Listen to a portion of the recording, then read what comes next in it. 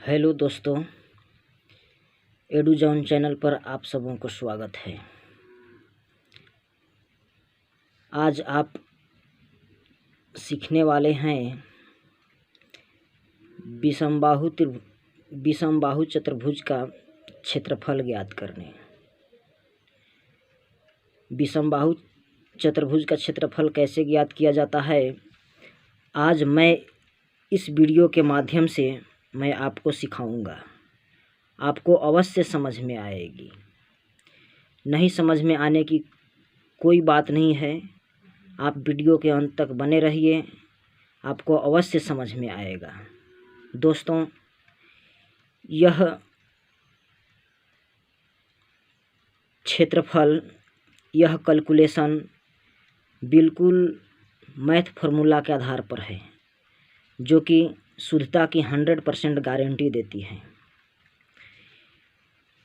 यदि विषमबाहु चतुर्भुज का क्षेत्रफल एक्चुअल ज्ञात करना है तो इस मैथमेटिक्स फार्मूला के आधार पर हम ज्ञात करने आपको बताऊंगा। तो आपको स्क्रीन पर दिखाई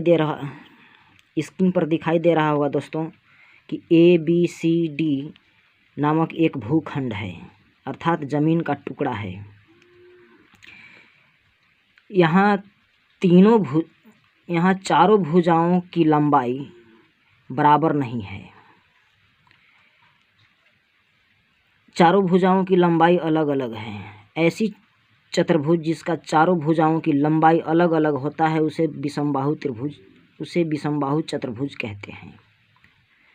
ऐसा चतुर्भुज जिसकी लंबाई अलग अलग होती है, चारों भुजाओं की लंबाई अलग अलग होती है, उसे विषमबाहु चतुर्भुज कहते हैं। तो आइए देखते हैं कि AB की लंबाई 43 फीट है, BD की लंबाई 34 फीट है, CD की लंबाई 47 फीट है और AC की लंबाई 36 फीट है। तो दोस्तों, इसी को कहते हैं विषमबाहु चतुर्भुज। तो इसका क्षेत्रफल हम कैसे ज्ञात करेंगे? एक होता है कि आमने सामने की भुजाओं को जोड़कर 2 से भाग दे दीजिए, अर्थात औसत लंबाई निकाल दीजिए। आमने सामने की भुजाओं को जोड़कर औसत लंबाई निकाल दीजिए। फिर चौड़ाई को जोड़कर 2 से भाग देकर औसत लंबाई ज्ञात कर लीजिए। तो औसत लंबाई गुणे औसत चौड़ाई जब आप मल्टीप्लाई कीजिएगा तो क्षेत्रफल आपको आ जाएगा। लेकिन दोस्तों, होता क्या है कि यह औसत क्षेत्रफल ज्ञात होगा। औसत लंबाई गुने औसत चौड़ाई के माध्यम से औसत क्षेत्रफल ज्ञात होगा। एक्चुअल क्षेत्रफल आपको ज्ञात नहीं हो सकता है। तो अतः एक्चुअल क्षेत्रफल ज्ञात करने के लिए एक मैं आपको अलग ट्रिक बताऊंगा, अलग सूत्र के माध्यम से मैं बताऊंगा, जिसे मैथ फार्मूला के आधार पर बनाया गया है और शुद्धता की 100% गारंटी देती है। तो दोस्तों, इसको ABCD के क्षेत्रफल ज्ञात करने के लिए मैं सबसे पहले यह कोशिश करूंगा कि ABCD त्रिभुजाकार में बदल जाए। सबसे पहले मैं इसे 2 त्रिभुज में बांट देता हूं। B से लेकर C तक एक लाइन खींच दिया। यह चतुर्भुज 2 त्रिभुज में बट गया। पहला त्रिभुज ABCD, दूसरा BCD, दूसरा हो जाए BCD और पहला है ABC। दोस्तों, यहाँ कुछ नहीं करना है।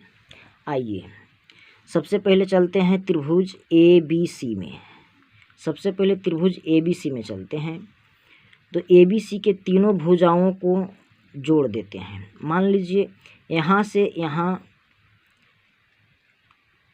मापी करने के बाद मुझे 49 फीट प्राप्त होता है। तो दोस्तों, यह त्रिभुज का तीसरा भुजा हो गया। तो तीनों भुजाओं का योग कर देंगे। तीनों भुजाओं का योग यहाँ कर लेंगे। इसके बाद हम 2 से भाग दे देंगे।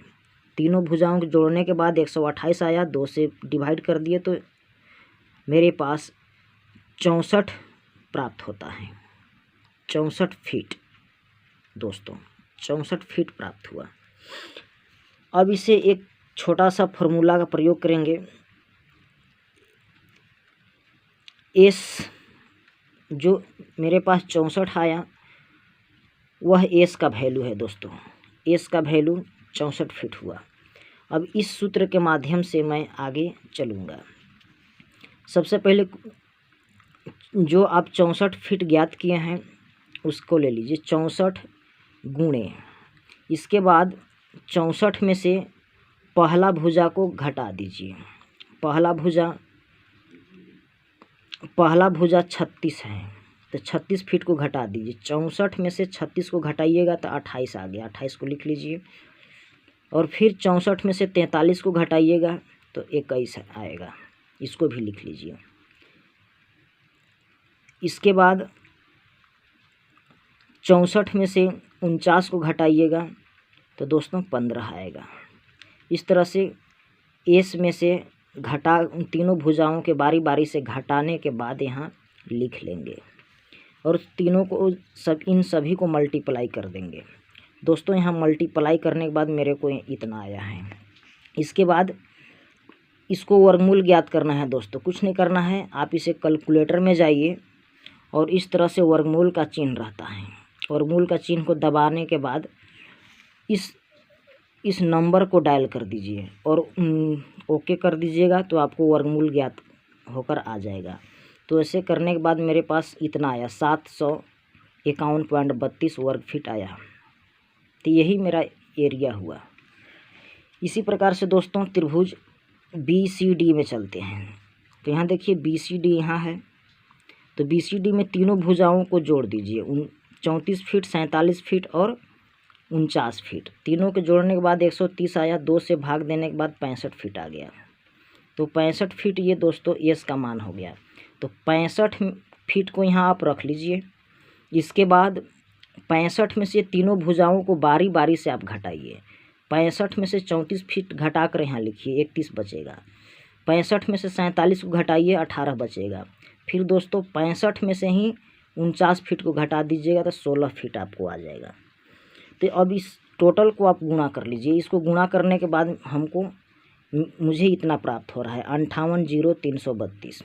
दोस्तों इसको वर्गमूल ज्ञात करना है। कैलकुलेटर में जाइए और वर्गमूल का चिन्ह को दबाइए और दबाने के बाद 58,0320 को लिखिए और ओके कीजिए। इसके बाद आपको बराबर का चिन्ह दीजिए। इसके बाद आपको 762.26 आएगा।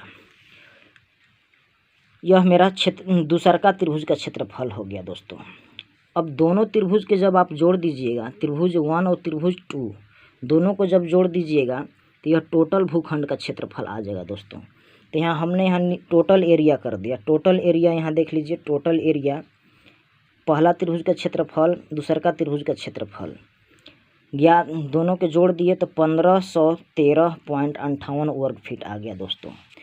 यही यदि इस भूखंड की टोटल क्षेत्रफल की बात किया जाए तो 1513.58 वर्ग फीट आएगा दोस्तों। अब इसको डिसमिल में चेंज करने के लिए हम 435.6 से भाग दे देंगे, क्योंकि 1 डिसमिल बराबर 435.6 वर्ग फीट होता है। यह चीज़ हमने पिछली वीडियो में भी बता रखा है।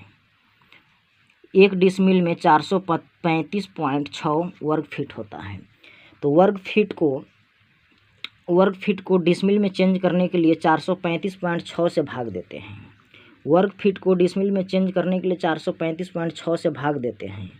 वर्ग फीट को डिसमिल में चेंज करने के लिए 435.6 से भाग देते हैं।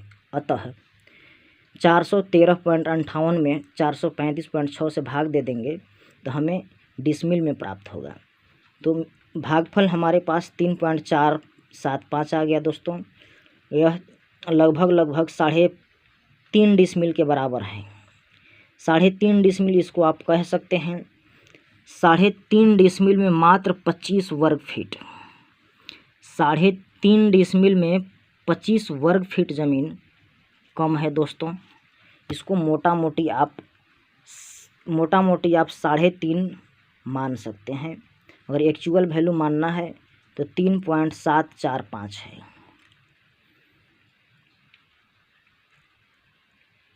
धन्यवाद दोस्तों।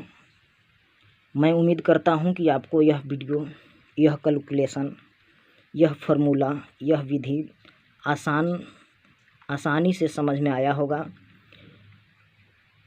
और यदि आपको यह वीडियो समझ में आया है तो इसे लाइक, शेयर, कमेंट अवश्य करें, ताकि मैं जो भी वीडियो अपलोड करता रहूं नोटिफिकेशन सबसे पहले आपको प्राप्त हो।